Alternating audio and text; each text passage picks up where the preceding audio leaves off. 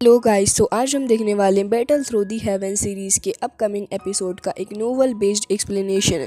And I really hope कि आपको ये पसंद आने वाला है। सो गाइस, जैसा कि आपको पता ही है कि शाओ यान की फ़ाइट उस लड़के चैन यून के साथ में हो चुकी थी, जिसके साथ ही शाओ यान ने उसे बहुत ही बुरे तरीके से पीटा था एंड उसके फादर को भी बहुत बुरे तरीके से पीटने के बाद शाओ यान ने सभी की छुट्टी कर दी थी। लेकिन तभी वहाँ पर उसके एंसेस्टर की एंट्री भी हो चुकी थी। हालांकि गाइस, आपको पता ही है कि जब शाओ यान ने चैन यून को मारा था तो उसी के साथ उसकी बॉडी भी वहीं पे मौजूद थी। लेकिन शाओ यान ने बिल्कुल भी समय बर्बाद नहीं किया, बल्कि वो तुरंत ही उसकी बॉडी को अपने पास में रख लेता है अपनी स्पेक्टिकल सील टेक्निक का इस्तेमाल करते हुए। साथ ही यहाँ पे हम देखते हैं कि जब एंसिस्टर को ये चीज़ दिखती है तो वो बहुत ही ज़्यादा भड़क चुके थे, लेकिन यहाँ पे क्या ही कर सकते थे। हालांकि हमें यहाँ पे काफ़ी बड़ा सा एक्सप्लोजन भी देखने को मिलता है, जो कि शाओ यान ने ही किया था एंड वो काफ़ी ज़्यादा स्ट्रॉन्ग भी था। लेकिन तभी यहाँ पे काफ़ी ज़्यादा टेरिफाइंग एनर्जी भी आ चुकी थी, जो कि शाओ यान के ऊपर अटैक कर देती है।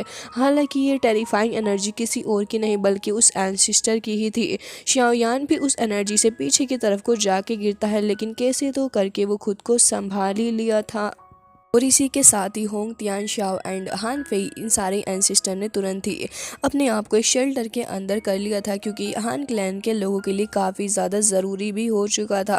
हालांकि यहाँ पे एंसिस्टर को देखते ही काफ़ी सारे लोग भी डर चुके थे, क्योंकि जो एंसिस्टर ये कुछ कम नहीं है शाओयान से। हालांकि वो इतना स्ट्रॉन्ग है कि शाओयान की आंखों में आंखें डाल के वो देख रहा था एंड यहाँ पे वो ये भी कह रहा होता है कि तुमने बहुत ही ज़्यादा गलत किया है।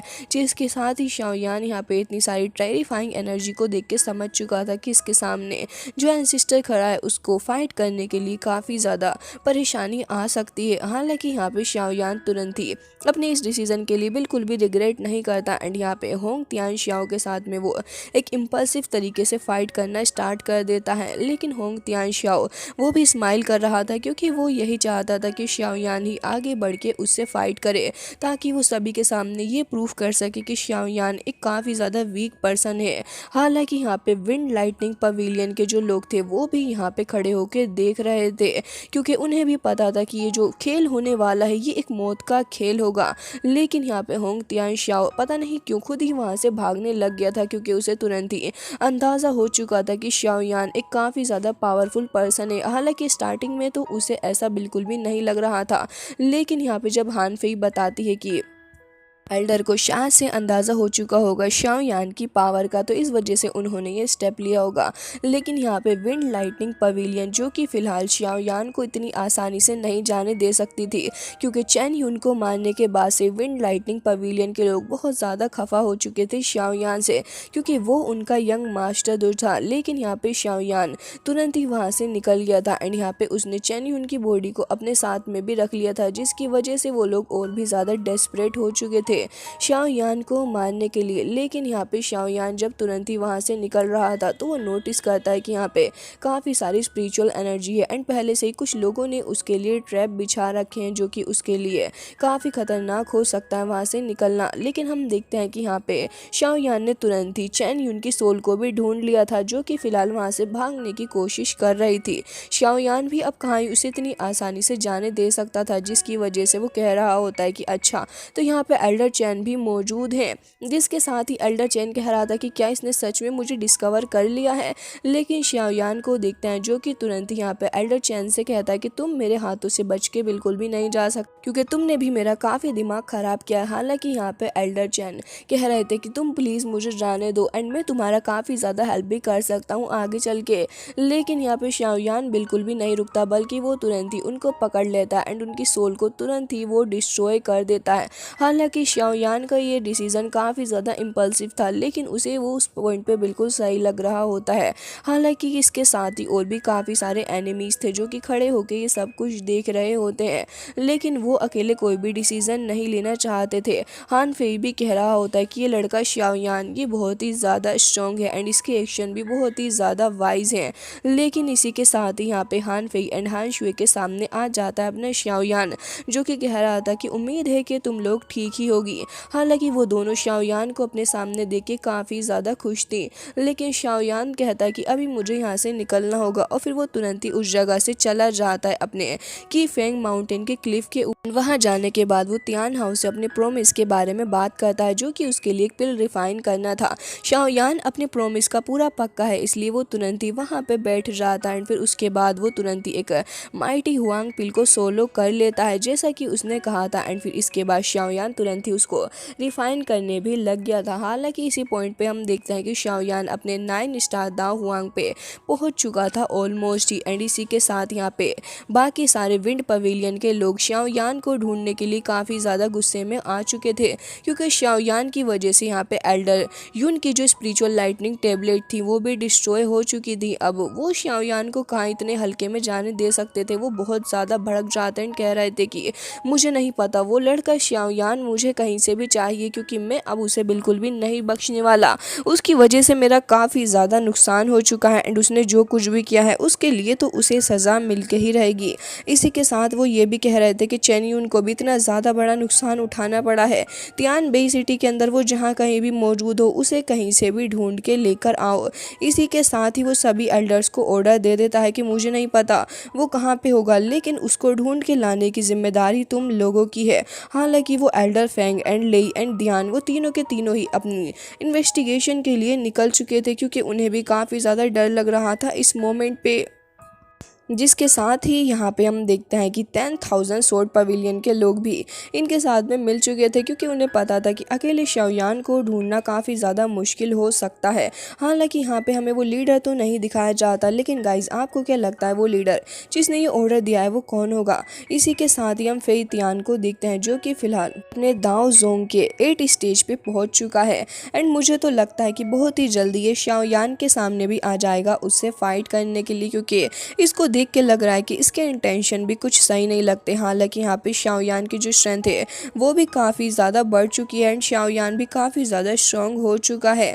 इसी के साथ यहाँ पे नॉर्थर्न टेरिटरी के अंदर जब शाओयान इस जगह पे आ जाता है तो वो डिसाइड करता है कि यहाँ पे वो ज़्यादा वक्त तक नहीं रुकेगा, वो तुरंत ही वहाँ से निकल जाता है। लेकिन विंड लाइटनिंग पवेलियन के लोग तो अब उसके पीछे ही पड़ चुके थे, क्योंकि उन लोगों ने ये डिसाइड कर लिया था कि शाओयान को जितना जल्दी हो सके उतना जल्दी ढूंढना होगा। उन्होंने तो वहाँ पे वांटेड का एक पोस्टर भी लगा दिया होता है शाओयान के नाम से।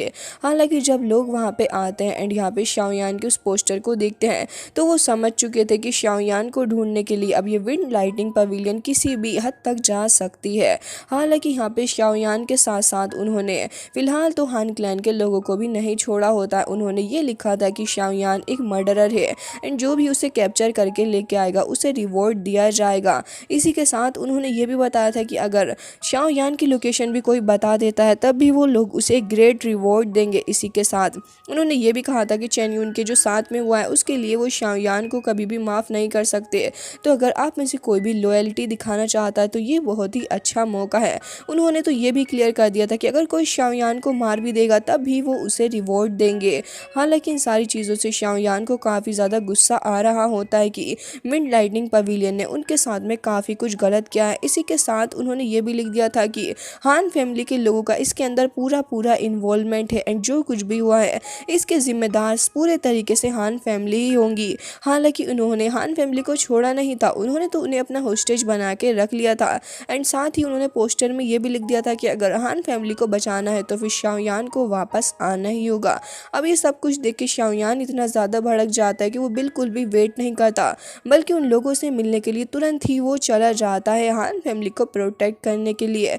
दूसरी ओर हान शुए को भी देखते हैं, जो कि काफ़ी ज़्यादा वरीड हो रही थी शाओयान के लिए, कह रही थी कि उम्मीद है कि वो यहाँ पे नहीं आएगा। लेकिन तभी उसकी सिस्टर कहती है कि तुम्हें इन सारी बातों के बारे में सोचना नहीं चाहिए, शाओयान अगर यहाँ पे आ रहा है तो ये उसके लिए अच्छा ही है एंड मुझे पता है कि वो इतना ज़्यादा स्ट्रॉन्ग है कि आराम से यहाँ पे मौजूद लोगों के साथ में डील कर सकता है वो। अब ये बातें सुनने के बाद उसकी बहन मुस्कुराने लग जाती है, लेकिन अंदर ही अंदर वो ये प्रे कर रही थी कि शाओयान काश यहाँ पे ना आए। लेकिन यहाँ पे तीनों ही एल्डर्स को देखते हैं जो कि फिलहाल शाओयान का वेट कर रहे थे। स्काई के अंदर से लाइटनिंग चमकने लग जाती है, तभी टशन के साथ एंट्री मारता है अपना शाओयान एज ऑलवेज। तीनों ही एल्डर्स उसे तीनों तरफ से घेर लेते हैं, कह रहे थे कि अच्छा हुआ तुम यहाँ पे आ चुके हो। लेकिन शाओयान को देखते हैं जो कि अपने पपेट को भी तुरंत ही वहाँ पे समन कर लेता है। शाओयान को पता था कि ये लोग फाइट करना चाहते, इसलिए तुरंत ही तियान हाउ से उसकी थोड़ी पावर ले लेता है एंड उसी के साथ अब वो रेडी हो चुका था इनके साथ में फाइट करने के लिए। हालांकि शाओयान की जो अभी स्ट्रेंथ थी वो अपने दाओ हुआंग के 7 के पीक पे पहुंच चुकी थी एंड अब वो 8 स्टार दाओ हुआंग के आराम से पीक पे पहुंच गया है, जिसकी वजह से अब ये लोग उसके साथ में अगर फाइट भी करेंगे तो शाओयान को इतना डैमेज नहीं आएगा। शाओयान ने कुछ ऐसा इसलिए तीनों एल्डर्स भी अपने आप में काफ़ी पावर रखते हैं एंड ये तीनों ही मिलके उसके ऊपर अटैक करेंगे। अब जैसे ही वहाँ पे उनका लीडर होंग उन्हें ये आदेश देता है कि जाओ जाके उसको मारो, तो यहाँ पे शाओयान का पपेट पहले ही आ जाता है उसके साथ में फाइट करने के लिए। शाओयान भी तुरंत रेडी हो गया था। हालांकि तीनों ही एल्डर्स बहुत ही ज़्यादा गुस्से में शाओयान की तरफ आगे बढ़ रहे होते हैं अटैक करने के लिए, लेकिन शाओयान ने उन्हें पहले ही वार्निंग दे दी थी कि अब अगर वो आगे आ रहे हैं तो फिर शाओयान भी पूरे तरीके से उनसे फाइट करेगा। जैसे ही वो लोग अपना एक अटैक करते हैं, शाओयान तुरंत ही फ्लेम वुल्फ अटैक उन तीनों ही एल्डर्स के ऊपर कर देता है। लेकिन ये तीनों ही एल्डर्स भी अब पहले से रेडी हो चुके थे, जिसकी वजह से वो तीनों ही तुरंत ही हेवनली लाइटनिंग स्लैश का इस्तेमाल करते हैं शाओयान के खिलाफ। हालांकि शाओयान को उस अटैक को ब्लॉक करने में ज़्यादा प्रॉब्लम नहीं आ रही होती एंड वो आराम से उनके इस अटैक को पीछे हटाने की कोशिश कर रहा होता है। ये सब कुछ देख के तीनों ही एल्डर्स और भी ज़्यादा घबरा चुके थे एंड वो तीनों ही अब अपनी पूरी पावर का इस्तेमाल करते हुए शाओयान के ऊपर अटैक कर रहे होते हैं। तीनों ही एक साथ मिल चुके थे। हालांकि इसी के साथ हमें एक हेड पहना हुआ एल्डर भी देखने को मिलता है जो कि तुरंत ही अपने स्पीयर का इस्तेमाल करते हुए काउंटलेस अटैक कर रहा था, लेकिन शाओयान को इससे भी ज़्यादा फर्क नहीं पड़ता एंड वो अभी भी लगातार सक्सेसफुली इन लोगों को ब्लॉक करने में कामयाब हो गया था। लेकिन जैसे जैसे ये फाइट आगे बढ़ती जाती है, अब यहाँ पे तियान हाओ भी वॉर्न कर देता है शाओयान को, मुझे लगता है कि अब तुम्हें और टाइम बर्बाद नहीं करना चाहिए, क्योंकि अगर ऐसे ही चलता रहा तो इन लोगों की स्पिरिचुअल पावर तुमसे ज़्यादा देर तक टिकेगी, जिसकी वजह से हो सकता है कि तीनों ही एल्डर तुम्हारे ऊपर भारी पड़े एंड एक ग्रेट फॉर्मेशन बना के तुम्हें उसके अंदर ट्रैप करने की कोशिश भी कर सकते हैं।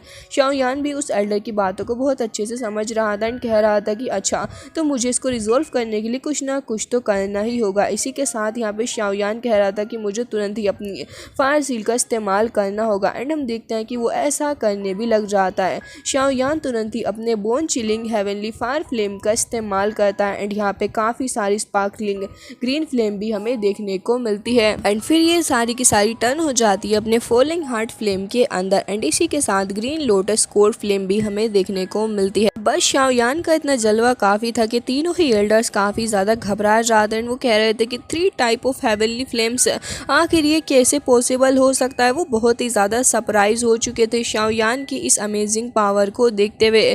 लेकिन शाओयान तो यहाँ पे अपनी सील को फॉर्म करने की पूरी कोशिश कर रहा होता है एंड लाइटनिंग पिलर का इस्तेमाल करते हुए अब वो उन तीनों ही एल्डर्स के ऊपर अटैक भी करने वाला था। हालांकि यहाँ पे इन 3 टाइप ऑफ हेवनली फ्लेम को देखते ही वो इतने ज़्यादा घबरा चुके थे कि इसके बाद आगे क्या नज़ारा हो रहा है वो तो उन्हें कुछ भी नहीं समझ में आता। वो तो बस अभी सोच लेते हैं कि अब उनकी मौत बहुत ही ज़्यादा करीब आ चुकी है उनके, जिसकी वजह से वो एल्डर अब जैसे ही उस अटैक को अपने सामने आता हुआ देखते हैं, वो इतने ज़्यादा घबरा चुके थे कि वो लोग वहाँ से भागने का डिसाइड करते हैं। लेकिन शाओयान तुरंत ही उस अटैक को रिलीज़ कर देता है, जिसकी वजह से उन तीनों ही एल्डर्स की हालत काफ़ी ज़्यादा ख़राब हो चुकी थी। वो तीनों ही वहाँ से भागने की पूरी कोशिश कर रहे होते हैं, क्योंकि अगर ये अटैक उनको हिट हो गया तो फिर उनकी हालत तो ख़राब हो जाएगी। लेकिन अब यहाँ पे कर भी क्या सकते हैं। जैसे ही शाओयान ने अटैक किया, उन सभी की आंखें फटी की फटी रह जाती हैं। अटैक आके उन सभी को हिट होता है, जिसकी वजह से उन तीनों ही एल्डर्स की हालत तो ख़राब ही थी। इतनी ज़्यादा एनर्जी फ्लक्चुएशन को देखते हुए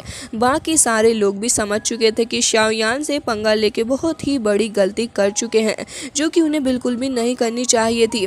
इसी के साथ ही हमें एक स्पेक्टिकल ब्लैक होल भी देखने को मिलता है, जो कि लगातार एक्सपेंड होता जा रहा था एंड इन तीनों ही एल्डर्स ने अपना पूरा बेस्ट ट्राई कर लिया होता है कि वो कैसे तो करके शाओयान को रोके, बट अल्टीमेटली शाओयान ही उन सभी के ऊपर भारी पड़ता है एंड यहाँ पे वो तीनों ही एल्डर्स इतनी क्रिटिकल मोमेंट में अब खुद को बिल्कुल भी नहीं समझ पा रहे होते हैं, सोच रहे होते हैं कि अब उनकी जान पूरे तरीके से खतरे में आ चुकी है एंड कोई भी अब इसको नहीं रोक सकता है।